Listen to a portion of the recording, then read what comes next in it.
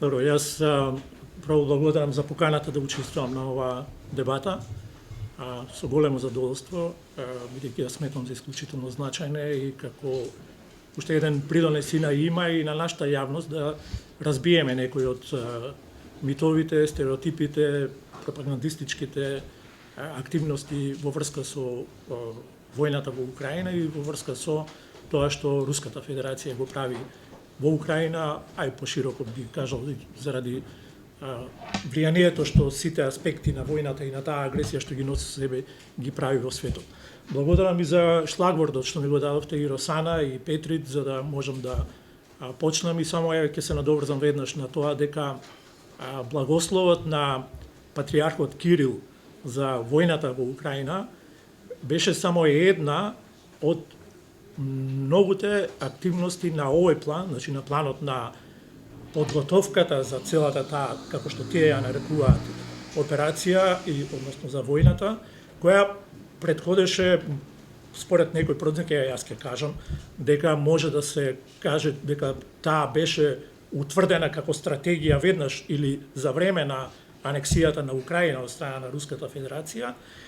И тука беа поставени темелите дека таа војна во Украина, во самата Украина, ќе биде прашање само на датум кога ќе биде активирана и ќе започне да се спроведува. Со тоа што тука ќе, за да дојдеме до тој момент, политичката доктрина во врска со целиот со целата таа операција или влијание и почеток на војната во Украина почна да се конструира и дефинитивно беше спакувана 2006 година на еден конгрес на културните работници во Санкт Петерсбург, кога Путин за прв пат го употреби или го спакува концептот на рускиот свет, кој подразбира, како што е познато, веројатно и на сите вас ви е познато, значи враќање на влијанието и на сферите и присвојување на сферите и на интересите на Русија од времето на Советскиот сојуз или од времето на големите империалистички граници на Русија. 2007 година, значи една година после тоа, на Минхенската безбедносна конференција, значи, внимавајте, во Минхен, пред целиот меѓународен свет, каде што пред јавноста беа сите највисоки државници од светот, Путин одржа говор кој остана забележан во историјата и тој таму дефинитивно ги постави основите и контурите на тоа што значи руски свет. За да дојдеме сега до прашањето на црквата и улогата на црквата во концептот или во стратегијата за остварување на таа визија за руски свет, мора да кажеме, и тоа апсолутно немам никакви резерви околу тоа прашање, дека Руската православна црква е првиот партнер на Путиновата политика, на политиката на Кремљ во спроведувањето на оваа политика. Тоа значи дека само наивен човек може да помисли дека Руската православна црква е одвоена од државата или не учествува во, да речеме, во она што значи подготовка, стратегија, спроведување, имплементација на руските политики, на она што сето тоа го прави Путин преку политиката, преку воените операции и сите други операции што може да ги опфати политиката за остварување на визиите на руски свет. Црквата е рамноправен партнер. Таа учествува во тие операции еднакво како што учествува и државата со сивиот свој апарат и логистика што е потребно за такво нешто. За да ви ја представам по сликовито таа врска, таа синергија, ве повикувам да се сетите на знамето на Византија,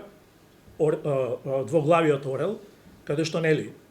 символично представено, тоа значи единството на црквата и на државата.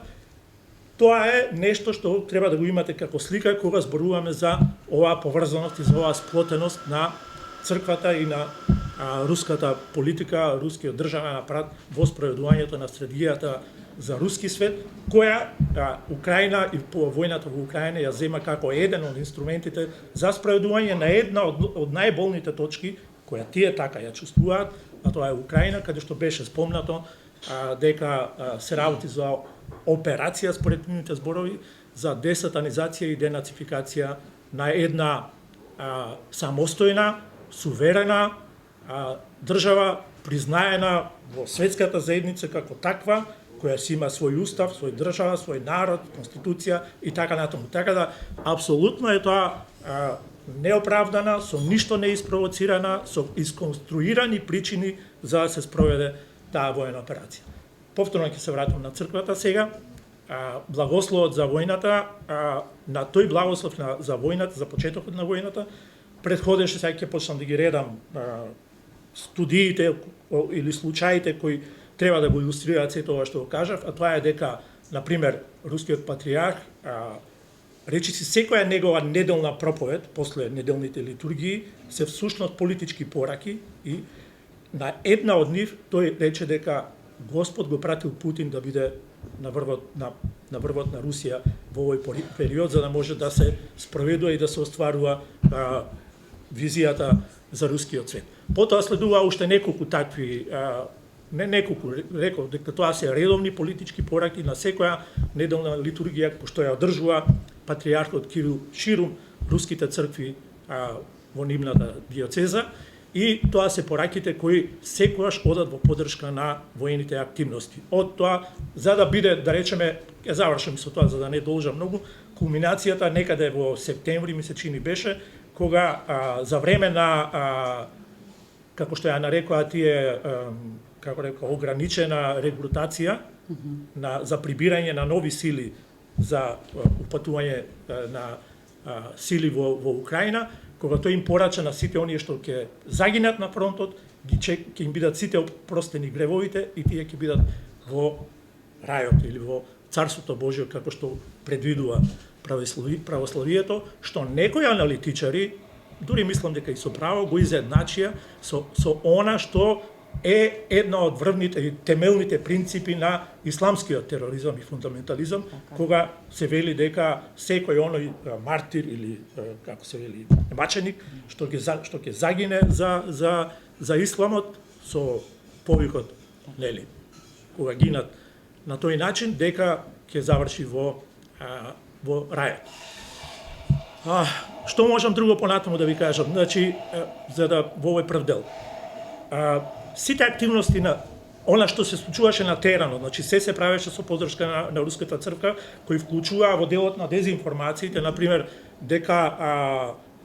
украинските војници ги палат црквите на руската православна црква во Украина, што во неколку наврати, што речиси сите наврати што се познати, се покаже како неточни и како дезинформација. Или се работеше за стари снимки, монтирани снимки и така натаму, кои беа прикажувани како актуелни настани. Она што руската православна црква, потоа сега ќе се префрлам во една друга сфера, во сферата на ширењето на пропагандата, ќе го употребам зборот мисионерство, но имајте пред дека во пежоративна смисла го употребувам, бидејќи целокупниот апарат на руската православна црква што ја има во принцип таа своја задача да го шири како мисија православието, овој пат беше употребено за да шири и да оправдува политичките цели на војната во Украина. Во таа смисла и посетата на се префрламе сега на наш терен за да збориме за малце поопипливи настани кои имаат влијание и кои индицираат такво влијание на руската православна црква е неодомнешната посета нели пред 2 недели за именденот на нашиот архиепископ Стефан, посетата на делегацијата на руската православна црква Антони, митрополитот Антони, кој е задолжен за меѓународните односи на руската православна црква, првиот човек на Кирил во врска со ова прашање и пак ќе речем уште еднаш ќе употребам овој збор, само наивен човек може да помисли дека станува збор за црковна посета. Таа посета беше за да се шири нивната вистина за тоа што се случува во Украина. Зашто Македонската православна црква ги прими, зашто на таков начин ги прими без најава, ние дознавме за тоа и самите знаете, вие сите сте тука новинари или луѓе на кои им се блиски овој тип на комуникација и информации. Таа информација дојде не директно од тука, туку од Бугарија, значи беше провалена, така да речам. Човекот беше пречекан, одржана литургија во Лесновскиот манастир, не знаеме ништо повеќе што се случуваше. Излезе 2 реченици во соопштението на синодот на Македонската православна црква, дека дошле, дека се виделе, дека се поздравиле и дека го честитале именденот на архиепископот Стефан. И сега ќе направиме еден малце поширок контекст во врска со од каде произлегува ова потреба на Руската православна црква, освен да речеме од некакви квази патриотски чувства да учествува во поттршката на политиките на Кремљ и на Путин. Тука во принцип треба да го спомнеме и исконската потреба да бидат лидери или да предводат во она што значи панславистички свет и да бидат доминантни, и во овој случај станува збори за тоа да бидат во први во она што значи православната екумена, православната заедница. Тука се разбира има сериозен проблем затоа што нели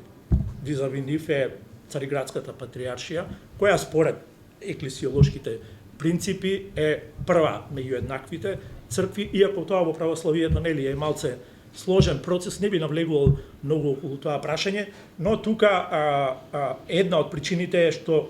да се вратам потоа на мојата поента за да ја искажам како што треба, е дека таа потреба да се наметне Руската православна црква и идејата и нивната идеја дека тие треба да бидат како што се вели третиот Рим во православието, тоа е исто така една од амбициите која ги мотивира да ги спроведуваат овие активности.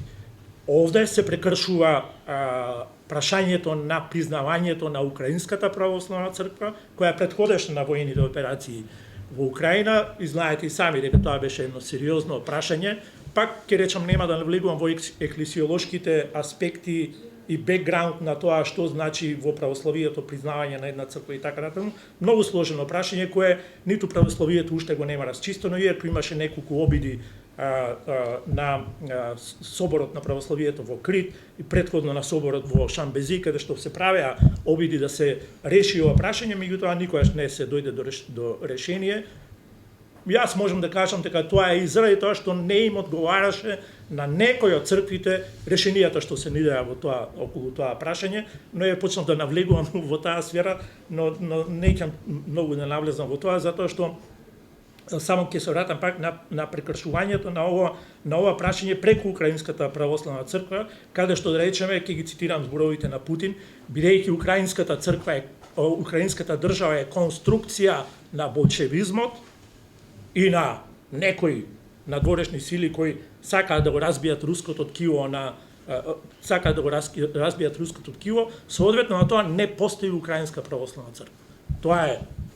силогизмот, тоа е логиката на размислувањето на Путин и тоа е исто така едно од прашањата поради кои таму се кршат овие прашања врзани за православието. И само да завршам на крајот, но пред да финиширам со она што сакам да го завршам како идеја, само да кажам дека не се непознати примерите на